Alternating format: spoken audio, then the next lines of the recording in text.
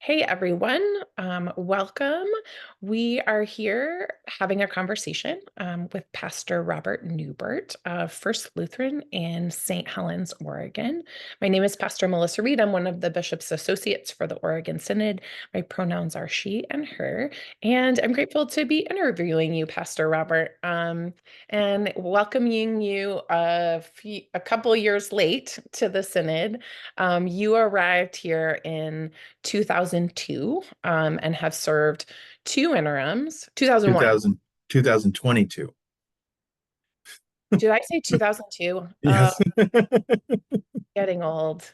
I graduated from college in 2002. Anyway, um, 2022. And so we're like I said, a couple years late since you've arrived in Oregon. You've had two interims that you've pastored, Gethsemane Lutheran in Portland and Prince of Life in Oregon City. And then recently, you were called as the settled lead pastor of First Lutheran in St. Helens. So, welcome. I understand, though, that Oregon is not unfamiliar to you. You are a child of the Synod. You grew up at St. James Lutheran in Portland. And I'm curious, Robert, if as you introduce yourself, could you share a little bit about what took you away from Oregon and why did you feel called back to the Oregon Synod on your pastoring journey?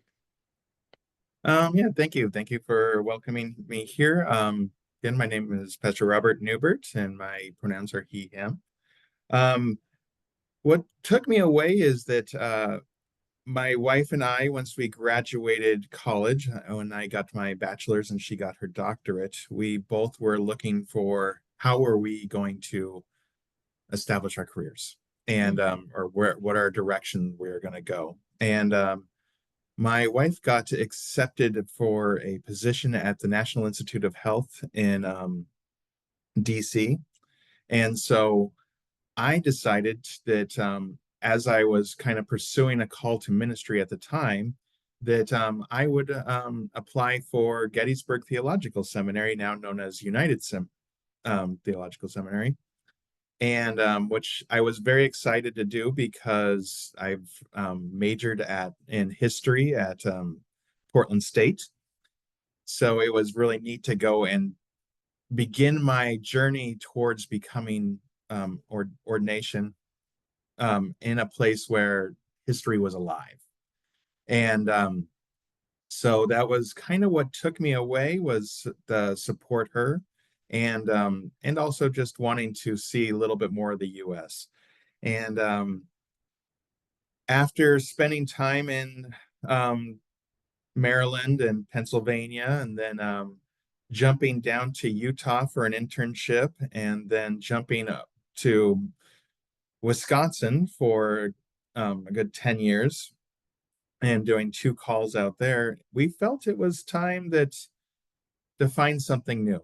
And it was, I think, I say it was divine intervention because all of a sudden a position for my wife opened up in the State Lab of Health in Oregon, and it was the raindrops in my veins were awakened, and I was like, yes, I will definitely go back to the Northwest um and pursue where God is calling me there. And so that was so it was a very welcome chance to get back to where my roots had always been and to be back into a place that I love.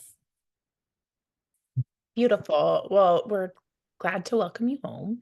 And yeah, you've been such a profound support and help in transitional ministry, but now you're in settled ministry again.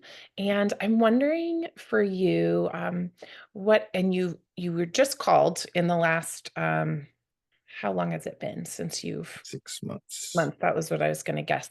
To First Lutheran in St. Helens. And I'm curious for you about your sense of call to that community and to that place. And what is lighting you up about ministry? What are you discovering there that is giving you joy? One of the first things when I got here is one they do have an amazing group of people here at this in this community that are very active in their community, and that's was always something that I've always enjoyed being is very active in my own community and when growing up and as I was as an adult.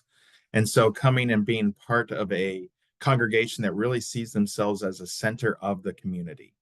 And one of the things that really hooked me when I was interviewing and then once I first started was their feeding ministry here in at First, where every Tuesday night we serve a meal for about 100 people for the entire community and for free and really this passion in this congregation around the idea of feeding our neighbors and and really trying to get to know the community around us better and not just be this little isolated building. Um, and so, in what's really kind of fired me up since being here is getting to know all these people that come to the meals, as well as getting to know the people that are part of the congregation, but the really getting that better feel of who is St. Helens, what is St. Helens, what are the passions of the people here, what are the things that really bring life to this community and joy. And so that's really been what's kind of fired me up is kind of getting more and more involved in that. And just recently, I got my food handler's card for the first time since I quit bartending 15 years ago, and now I can actually help prepare those meals for everyone. So it's been a wonderful just blessing for me and my family to kind of be reconnected with a congregation that's so dedicated to their community and making sure that everyone is fed and cared for. Beautiful. Thank you so much. You're literally getting your hands dirty, but not dirty, like full of food and nurturing goodness with one another and your neighbors, which is awesome. A way to be in that deeper connected alongside-ness. That is what neighbor love that we talk about.